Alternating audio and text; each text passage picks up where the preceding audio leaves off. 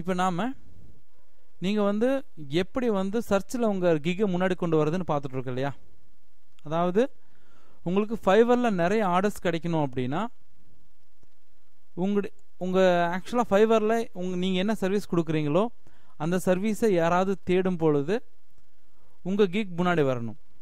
உங்கள் கிக் முன்னாடி வரக்கு என்னென்ன பண்ணலாங்கிறது தான் இப்போ பார்த்துட்ருக்கோம். அதாவது ஃபார் எக்ஸாம்பிள் நீங்கள் லோகோ பண்ணி தரீங்க அப்படின்னா லோகோன்னு யாராவது ஃபைவரில் தேடும் பொழுது உங்கள் கிக் முன்னாடி வரணும். ஓகேங்களா. அப்போது இவர் வந்திருக்கார் இல்லைங்களா,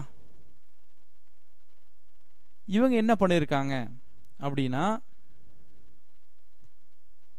இந்த டேக் இருக்கு இல்லைங்களா, இந்த டேக்ல லோகோங்கிற வார்த்தை யூஸ் பண்ணியிருக்காரு. தெரியுதுங்களா. இந்த டேக் வந்து பார்த்தீங்கன்னா ரொம்ப ரொம்ப முக்கியம்.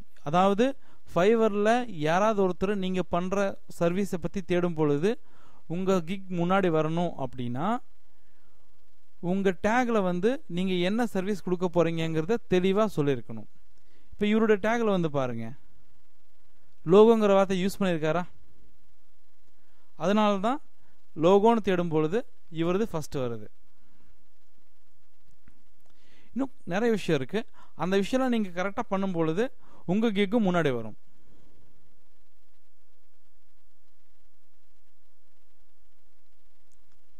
இவர் பார்த்தீங்களா, இவரும் லோகோ டிசைன்கிற வார்த்தை யூஸ் பண்ணியிருக்காரு.